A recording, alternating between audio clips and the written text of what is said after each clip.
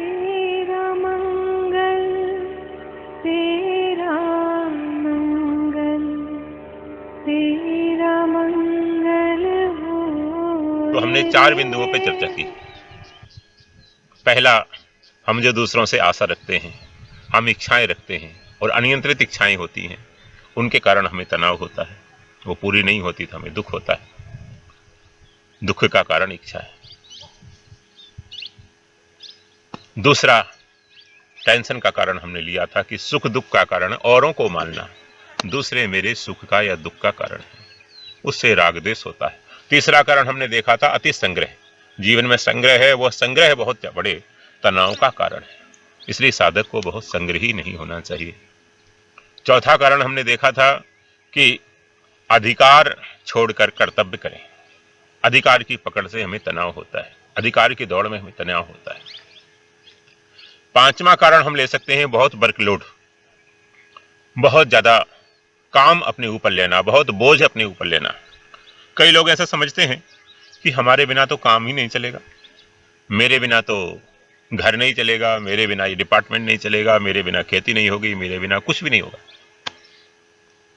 बहुत सा काम अपने ऊपर ले लेते हैं। उनको एक संशय होता है, वहम होता है कि मेरे से ही सब काम हो रहा है। बहुत ज्यादा वर्कलोड अपने ऊपर ले लेते हैं।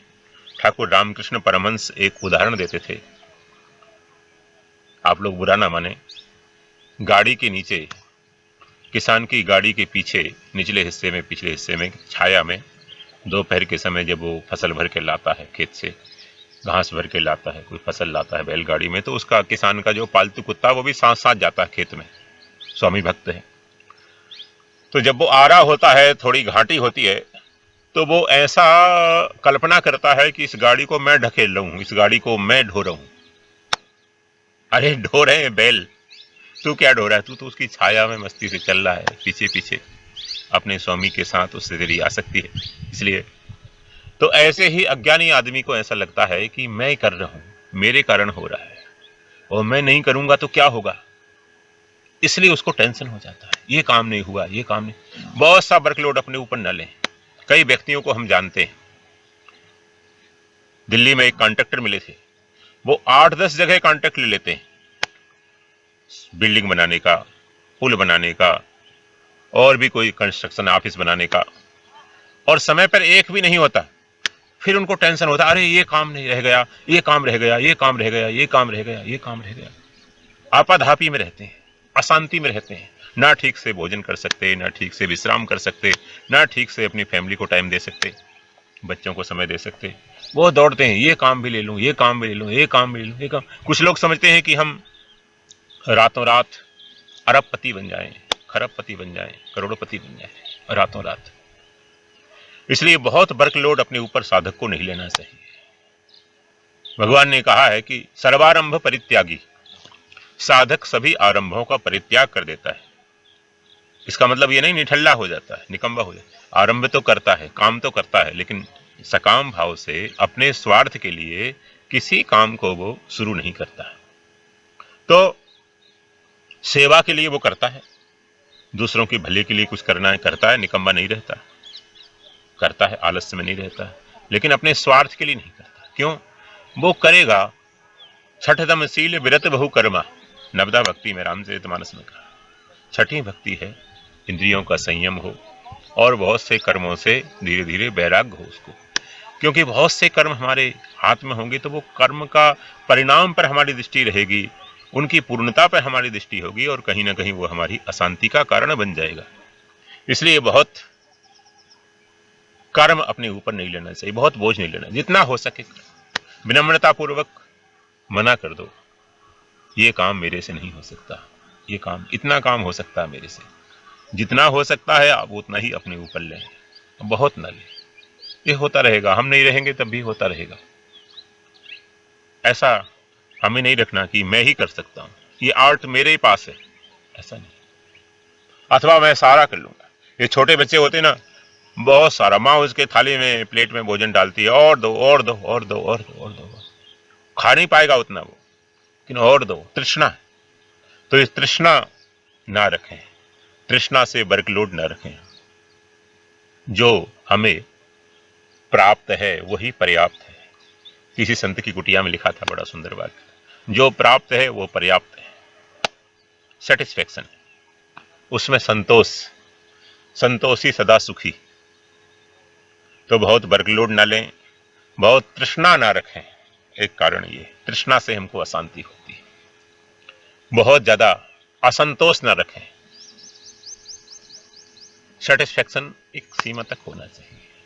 तो जो प्राप्त है वो पर्याप्त है। हमको बड़ा अच्छा लगा वो सूत्र, वो पर्याप्त है, बस उसी से अपना काम चलाएंगे। साधक जैसे तैसे अपना काम चला लेता है, जैसे तैसे उसका निर्वाह हो जाए, बस उसी में अपना काम चला।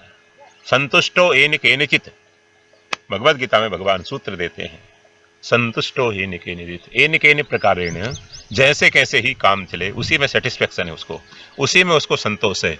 बहुत ज्यादा उसको ऊहा-पोह नहीं, बहुत अशांति नहीं, बहुत असंतोष नहीं।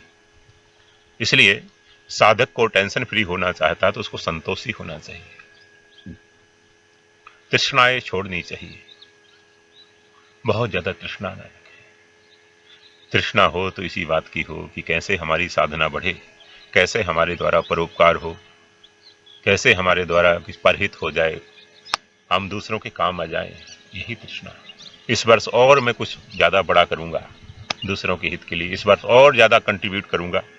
तृष्णा हो तो इसी की हो, असंतोष हो तो इसी का हो, भजन का, साधन का, ध्यान का, परोपकार का, इसी का संतोष हो। संतोषा त्रिषु कर्तव्यः स्वदारे भोजने धने।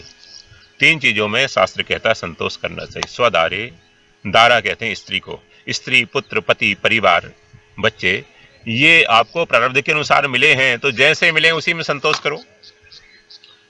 नहीं जी मेरा पति ठीक नहीं है, नहीं जी मेरी पत्नी ठीक नहीं है, वो ठीक नहीं है, वो ऐसी है, वो ऐसी, वो काम ठीक नहीं कर सकती, वो झगड़ा करती, वो करती है, उसमें संतोष करो, क्योंकि प्रारब्ध से मिली। प्रारब्ध मतलब पूर्व कर्मों का, जो पुरानी वासनाओं का, पुराने लेन देन है, वही तो पत्नी बनकर आई है, पति बनकर आए हैं आपके, वही बच्चे बनकर आए, माता पिता बनकर आए, तो उसमें संतोष करो। परिवार में, फैमिली मेंबर्स में आप संतोष करेंगे तो उनके साथ आप एडजस्ट कर सकते हैं, कंप्रोमाइज कर सकते हैं, प्रेम से निभाना है। कुछ दिन का खेल है, निभाना है। कल कौन रहे कौन जाए कुछ पता नहीं, बस आपका स्वभाव रह जाएगा, आपकी यादें रह जाएंगी, हम नहीं रहेंगे, आप नहीं रहेंगे। तो परिवार में संतोष, और धन में संतोष, और जो भोजन वस्त्र आदि है, मकान आदि, उसमें संतोष। स्वदारे भोजने धने संतोषा त्रिषु कर्तव्य। भोजन का कभी अपमान नहीं करना, जैसा मिला है ठाकुर जी का प्रसाद है, बहुत अच्छा है, उसको पाओ आप, उसको प्रेम से आप खूब चबा चबा कर भगवान का नाम लेकर। हमारे महाराज श्री कहते थे कि एक कौर को 32 बार चबाना चाहिए। 32 बार में दो महामंत्र का जप हो जाता है, 16 नाम, 32 नाम हो जाते हैं। हरे राम राम राम हरे हरे, एक एक चबाते चबाते, मन से बोलना नहीं। हरे कृष्णा कृष्ण कृष्ण हरे हरे, हरे राम राम राम हरे हरे, हरे कृष्ण कृष्ण कृष्ण हरे हरे। 2 महामंत्र में आप उस भोजन को चबाएंगे, 32 बार चबाएंगे, उसका रस बनेगा। आपको कम भोजन में संतोष होगा, कम खाएंगे सुपाच्य होगा। बहुत जल्दी जल्दी खाएंगे, बहुत खाएंगे, पचेगा भी नहीं। कहते हैं कम खाओ और गम खाओ। कम खाने से शरीर स्वस्थ रहेगा आपका, और गम खाने से मन स्वस्थ रहेगा। तन मन दोनों स्वस्थ रहेंगे, दोनों टेंशन फ्री रहेंगे, दोनों का टेंशन नहीं। शरीर का टेंशन भी आजकल लोगों को, लेकिन मन का टेंशन ज्यादा है। तो गम खाओ, थोड़ा गम खाओ, माने धैर्य धारण करो। तो 3 चीजों में संतोष करना चाहिए। स्वदारे भोजने धने, और त्रिषु चैव न कर्तव्य, 3 चीजों में संतोष नहीं करना चाहिए। स्वाध्याय जप दानयो, स्वाध्याय में संतोष नहीं करना चाहिए। शास्त्रों के, वेद के, उपनिषदों के, रामायण गीता के अध्ययन को भी स्वाध्याय कहते हैं। और साधक की दृष्टि से स्वयं का अध्ययन करना, आत्मनिरीक्षण करना कि मेरी कमी कहाँ है, मेरे विकार क्या क्या है, उनको निकालना, उसको भी स्वाध्याय कहते हैं, आत्मनिरीक्षण।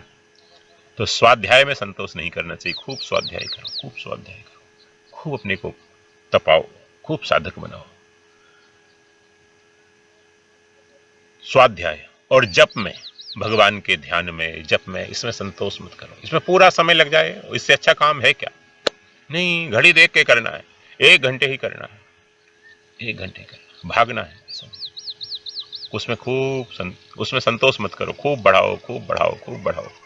ये 1 घंटा ध्यान में बैठ सकते हैं तो मैं 2 बैठूंगा, मैं सुबह भी बैठूंगा, शाम को। ये 1 लाख नाम जप करते हैं तो मैं कोशिश करूंगा 1.25 लाख नाम जप तक आने की। इसमें संतोष मत करो, जप में, सत्संग में, कीर्तन में। तो सत्संग में, जप में, ध्यान में, कीर्तन में, इसमें संतोष मत करो। और दान में संतोष मत करो। स्वाध्याय जप दानयो, दान में, सेवा में, किसी को कुछ डोनेट कर, कंट्रीब्यूट करना है, परोपकार करना है, उसमें संतोष मत करो कि नहीं 10% हो जाता, बस 10% तो एक मिनिमम है, जितना हो सके, उससे तो कम नहीं होना चाहिए। जितना हो सके, जितना हो सके, वो आपको टेंशन फ्री करेगा। उससे दूसरों की बड़ी दुआएं मिलेंगी आपको। आप निष्काम भाव से करेंगे तो वो दुआएं आपको अपग्रेड करेंगी, वो आशीर्वाद आपको साधन के मार्ग में आगे बढ़ाएंगे। इसलिए उनके खूब दुआएं लो, खूब उनका आशीर्वाद लो दूसरों का, जितना हो सके। उसमें संतोष मत करो। तो इन चीजों में संतोष नहीं करना चाहिए। तो साधक को संतोष सी रहना चाहिए। ये 5वां सूत्र है। खूब संतोष में, तृष्णा नहीं, संतोष रखो। देखो, आप साधकों से अपना कंपेयर करो, भक्तों का जीवन चरित्र पढ़ो, मीरा जी का जीवन चरित्र पढ़ो, तुकाराम जी का जीवन पढ़ो, एकनाथ जी का है, कबीरदास जी का है, तुलसीदास जी का है, रायदास जी का है, श्री गुरु नानक देव जी महाराज का है। ऐसे संतों का आप जीवन चरित्र पढ़ो और उन संतों से, उन साधकों से अपना कंपेयर करो, अपनी तुलना करो। अपनी तुलना आप करेंगे तो आपको लगेगा कि अरे मैं तो कहीं तक नहीं पहुंचा अभी। वो कितने उनमें सद्गुण थे, कितने वो सहनशील थे, कैसे कंडीशंस को वो हंसते हंसते फेस करते थे। एकनाथ जी महाराज एक बार गोदावरी गंगा में स्नान करके आ रहे थे, तो एक व्यक्ति ने, दुष्ट प्रकृति का व्यक्ति था, हम लोगों की दृष्टि से, उनकी दृष्टि से तो कोई दुष्ट नहीं, उसने स्नान करके जब एकनाथ जी आ रहे थे तो थूका उनके ऊपर, छत पे खड़े होकर थूका। एकनाथ जी ने सोचा कि भूल से किसी ने थूक दिया, दोबारा स्नान करने गए गोदावरी गंगा में, फिर उसने थूका, दोबारा स्नान किया, फिर थूका। तो उनकी जीवनी में हमने पढ़ा है कि उसने पूरे 100 बार या 108 बार थूका। दोनों बातें आती, पूरी माला लेकर बैठा था। अंत में क्या हुआ, वो आदमी आया और चरणों में गिर गया, बोले महाराज मेरे को क्षमा करो, मेरे को क्षमा करो। मैंने सुना है कि भगवान अपना अपराध क्षमा कर देते हैं, लेकिन भक्त का अपराध क्षमा नहीं करते, भक्तापराध क्षमा नहीं करते, और मैंने आज बहुत बड़ा भक्तापराध किया है। एकनाथ जी ने कहा भाई आप क्यों मेरे को प्रणाम कर रहे हैं, आप कौन हैं, मैं तो आपको जानता भी नहीं, आपने क्या अपराध किया है, मैंने देखा नहीं। आप, हद हो गई महाराज, मैं ही वो दुष्ट था जिसने आपके ऊपर बार बार थूका, मुंह में पानी भरकर बार बार थूका, कुल्ला थूका, बार बार थूका, पान थूका, गंदगी थूका। एकनाथ जी ने कहा अच्छा आप थे। कमंडलू एक तरफ रखकर उसके पैरों में नमस्कार किया, उसके पैर छूने लगे। वाह वाह वाह, आपने बड़ा उपकार किया है। आज रोज मैं 1 बार गोदावरी गंगा स्नान करता था, आज आपकी मेहरबानी से मैंने 108 बार गंगा स्नान किया, 108। तो पॉजिटिव सोचो। एक सूत्र ये, हम नेगेटिव सोचते हैं, ये हमारे टेंशन का कारण है। आप पॉजिटिव सोचो, जो हो रहा है उसमें कोई ना कोई भलाई है। देखो आज इतना स्नान कर लिया, उसने तो मेरे को ठीक से अटेंड नहीं किया, अरे पता नहीं उसको कोई और ज्यादा कर्तव्य हो, जरूरी उसके दिमाग में कुछ और बात हो रही हो, अशांति हो, उसको कुछ उहापो हो, उसको कुछ टेंशन हो, पता नहीं कुछ क्या कारण रहा होगा बेचारे का। इसलिए उसकी मजबूरी कुछ ना कुछ रही होगी, उसको आप देखो, आप उसके केवल टांग मत खींचो, उसके प्रति केवल नेगेटिव मत सोचो, पॉजिटिव सोचो। पता नहीं क्या बात है, कैसे वो ऐसे तो थे नहीं, ऐसे थे नहीं। और मैं तो बड़ा सामान्य आदमी, इग्नोर कर दिया क्या है, हमने सम्माननीय कोई कर्तव्य किया भी नहीं जो हमें लोग सम्मान दें। तो सम्मान की भूख साधक में नहीं होना चाहिए। सम्मान की भूख साधक को टेंशन में डालती है। सबसे बड़ा है रोग, क्या कहेंगे लोग, ये सबसे बड़ा रोग है। लोग क्या कहेंगे, लोग क्या कहेंगे। आप अपना कर्तव्य अच्छी तरह से करो, बस लोगों को कोई बात नहीं, लोगों को जो करते हैं करने दो, लोगों को जो कहते हैं कहने दो। हमारे महाराज श्री कहते थे कि सबको छुट्टी दे दो, आप सबको छुट्टी दे दो, आप आग्रह मत करो, लड़ाई मत करो, तूने ऐसा क्यों बोला, तूने ऐसा क्यों सोचा, तूने ऐसा क्यों कहा, ऐसी मेरी निंदा क्यों की, सबको छुट्टी दे दो, जो कमेंट्स करना करें। सबको छुट्टी दे दोगे तो क्या होगा, बोले आपको संसार से छुट्टी मिल जाएगी, आपको फिर किसी से राग द्वेष होगा नहीं, किसी से आसक्ति और बैर होगा ही नहीं। आप सबको छुट्टी दे दो, सबको आप फ्रीडम दे दो, जो बोलना है जो करो, मेरे साथ जैसा व्यवहार करना है करो, और वास्तव में जैसा करना वैसे ही करेगा संसार। हमारे हाथ में नहीं, हम इंडिपेंडेंट नहीं है कि संसार से हम सम्मान ले लें, अनुकूल व्यवहार ले लें, सेवा ले लें। तो ये संकल्प साधक को नहीं रखना चाहिए, ये भी एक अशांति का कारण है, ये भी एक टेंशन का कारण है। वो सबको छुट्टी दो, जो बोल रहा है वो, तो आप अच्छा कर्तव्य करो, आप ड्यूटी को अच्छी तरह से पूरी करो, और फिर उनको छुट्टी दे दो, जो बोले बोले। वो कहेंगे अच्छा भोजन नहीं बनाया, हम बना नहीं सकते, हमको आता नहीं है, क्षमा करना, गलती हो जाती है, और सुधार करने का प्रयास करेंगे। अरे इसने अच्छा कार्यक्रम नहीं किया, विवाह में ठीक से फंक्शन नहीं किया, भैया क्या करें, हम कर नहीं सकते, मैं तो ऐसे ही आदमी हूँ, मेरे कोई आर्ट नहीं की। ऐसे विनम्रता बोलो, जितनी जितनी विनम्रता आएगी उतने उतने आप टेंशन फ्री होंगे। अकड़, अभिमान, ये बहुत टेंशन देती है, बहुत। इसलिए साधक में अकड़ नहीं होती, अभिमान नहीं होता, ईगो नहीं होता। कहते हैं कि जो झुकना ही तो इंसान की पहचान है, अकड़ना मुर्दे की पहचान है, जो झुकता है वही इंसान है, मुर्दा अकड़ जाता है। कई डेड बॉडियों का हमने संस्कार किया, अंतिम संस्कार किया, कई शरीरों का, संतों का भी, गृहस्थियों का भी। ऋषिकेश में थे जब भी, वृंदावन में तब भी, तो हमने देखा कि उनका पैर मुड़ा है तो मुड़ा ही रहता है, वो सीधा नहीं होता, बड़ी मुश्किल से। मुर्दे का पैर फिर हाथ पैर गर्दन जैसा बड़ा मुश्किल से होता है, चेतना नहीं रहती। तो मुर्दे की पहचान है करना। हम देखते हैं नर्मदा किनारे, गंगा किनारे, बाढ़ में बड़े बड़े पेड़ टूट कर बह जाते हैं और झाड़ियां रह जाती हैं। क्यों? उनसे कहा तुम झाड़ियों क्यों नहीं ले जाती गंगा जी, आप नर्मदा जी, और बड़े बड़े वृक्षों को ले जाती हैं? बोले वृक्ष मेरे सामने अकड़ता, सीधा खड़ा रहता है, बहुत अकड़ता है, तो अकड़ता है तो मैं उसको उखाड़ देती हूँ, जड़ सहित, पूरा समूल कुल सहित। और वृक्ष है और झाड़ियां हैं, वो झुक जाती हैं, झुक जाती हैं तो हमारी धारा उनके ऊपर से निकल जाती है, और जब बाढ़ फ्लड खत्म हो जाता है तो फिर वापस वो खड़ी हो जाती हैं। हम और उनको ताजी ताजी मिट्टी उनकी जड़ में डाल देते हैं, और मजबूती, फाउंडेशन अच्छा मजबूत हो जाता है, फिर से खड़ी हो जाती है। क्या फर्क पड़ता है, कुछ देर के लिए झुक जा। बाढ़ कभी कभी आती, हमेशा नहीं आती। सामने वाले के अभिमान की बाढ़, प्रतिद्वंदी की बाढ़, प्रतिकूलताओं की बाढ़, क्रोध की बाढ़, ये कभी कभी आती है संसार से। झुक जाओ, उस समय झुक जाओ, ये बुद्धिमानी है। आप अकड़ोगे, झगड़ा करोगे, आपकी एनर्जी इसी में चली जाएगी, फिर आपको टेंशन होगा, कोर्ट कचहरी में जाते रहोगे अभिमान से। ये बड़े बड़े राजाओं का, राजवंशों का ऐसे ही पतन हुआ है, अभिमान के कारण, अभिमान के कारण। तुलसीदास जी महाराज कहते हैं कि नीच नीच सब तर गए, नीच नीच सब तर गए, जो राम भजन लवलीन, ये कंडीशन है। नीच नीच सब तर गए, जो राम भजन लवलीन, लेकिन जाति के अभिमान से डूबे सभी कुलीन। अभिमान से जितने कुलीन थे, कुल का अभिमान था, मैं ब्राह्मण हूं, मैं क्षत्रिय हूं, मैं राजवंशी हूं, मैं बहुत कुलीन हूं, मैं बहुत पैसे वाला हूं, वो सब के सब डूब गए। अभिमान पतन का कारण है। भगवान को अभिमान अच्छा नहीं लगता। अभिमान देशित्वात् दैन्यम प्रियत्वाच्च, अभिमान के द्वेषी हैं प्रभु, और दीनता उनको प्रिय है, नम्रता उनको प्रिय है। अभिमान में तीनों गए, धन वैभव अरुवंश, ना मानो तो देख लो। एग्जाम्पल देख लो, कौन? रावण, कौरव, कंस। रावण के, कंस के, कौरवों के, तीनों चले गए अभिमान में। धन वैभव अरुवंश, धन भी चला गया, वैभव राज्यपाट भी चला गया, और पूरा वंश ही नष्ट हो गया। 100 कौरवों में से कोई एक बाकी नहीं रहा। पांडव विनम्र हैं, भगवान की बात मानते हैं, प्रभु की जो आज्ञा, जो आज्ञा, आपके हाथ में जीवन की बागडोर है, जो आज्ञा। तो उनको कोई पतन नहीं, उनका कोई पतन नहीं हुआ। और कौरवों में अहंकार है, अहंकार से वो डूबे।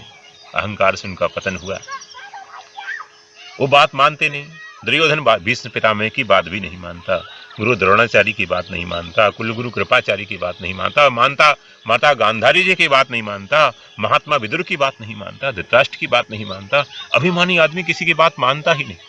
ये अभिमान की पहचान है कि दूसरों की बात उसको रद्दी दिखती है, दूसरों की बात को वो ज्यादा इंपॉर्टेंस नहीं देता। ये अभिमानी की पहचान है। विनम्र आदमी छोटे बच्चे की बात भी सुनेगा।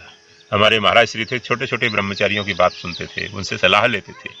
परम सिद्धेश्वर स्वामी राम सुखदास जी महाराज छोटे छोटे बच्चों की बात सुनते थे, छोटे छोटे ब्रह्मचारियों से पूछते ये कर लें। कोई एक बार औषधि लेकर आया, अपनी सेवा में ब्रह्मचारी जी थे, उनसे पूछते ये औषधि मैं ले लूं। एक बार मेरे जैसे आदमी से पूछा, महाराज जी मैं महाराज जी औषधि ले लूं महाराज। मैंने कहा महाराज जी वैद्य जी ने दी है, ले लीजिए। ऐसे ही ऐसा हो, छोटे छोटे बच्चों की बात सुनते। इतने बड़े महापुरुष, कैसा उनका व्यवहार था। तो संतों का जीवन चरित्र पढ़ो, आपको अभिमान नहीं रहेगा। एक सूत्र यह है कि साधक भगवत कृपा में पूरा विश्वास करता है। अविश्वासी को टेंशन होता है। टेंशन का मतलब ये है कि हम परमात्मा को नहीं मानते। अगर परमात्मा है और हमारे साथ में है तो चिंता किस बात की फिर।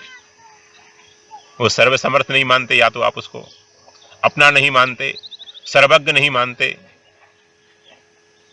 सर्वसमर्थ नहीं मानते, तभी आपको टेंशन होता है, तभी आपको चिंता होती है। नहीं तो परमात्मा के रहते हुए हमें चिंता करें। अरे माँ बाप दादा दादी सब घर में बैठे हुए, छोटा बच्चा चिंता करे। उसको विश्वास होता है कि परमात्मा जो करता है उसी में मेरा हित है, उसी में मेरा हित है। एक राजा था, उस राजा को तलवार बनाने वाला तलवार बना के लाया। कहानी नहीं कहूंगा, आपने सुनी होगी, प्रसिद्ध है, केवल संकेत 2 मिनट में।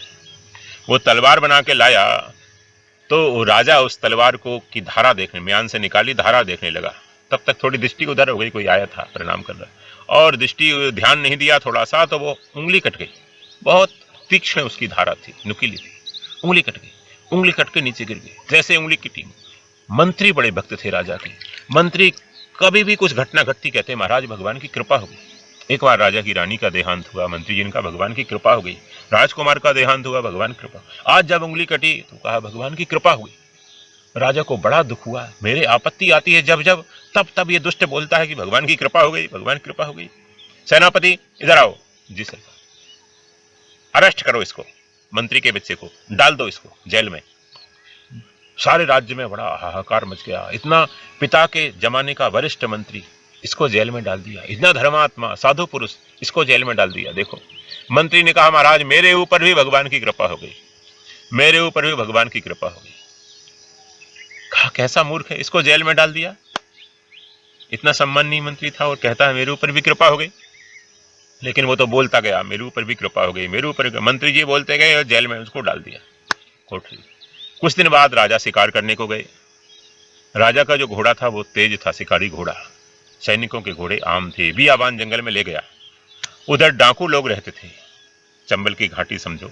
डाकुओं ने पकड़ लिया राजा को चारों तरफ से जाल बिछाकर, और डाकू ले गए कि हम देवी के सामने एक नर बलि चढ़ाने का संकल्प किया हमने, हमारी कामना पूरी हो गई, अब हम देवी के सामने जो मन्नत थी वो करेंगे। तो राजा की बलि चढ़ाने लगे पुरोहित जी। तब देखा अरे राजा की तो उंगली कटी, ये तो अंग भंग है। अंग भंग देवी पर नहीं चढ़ती, खंडित चीज देवी पर नहीं चढ़ती। ले जाओ इसको, हटाओ इसको, हमारा टाइम बर्बाद करते हो। कुलगुरु ने उनको डांटा, राजा को निकाल दिया।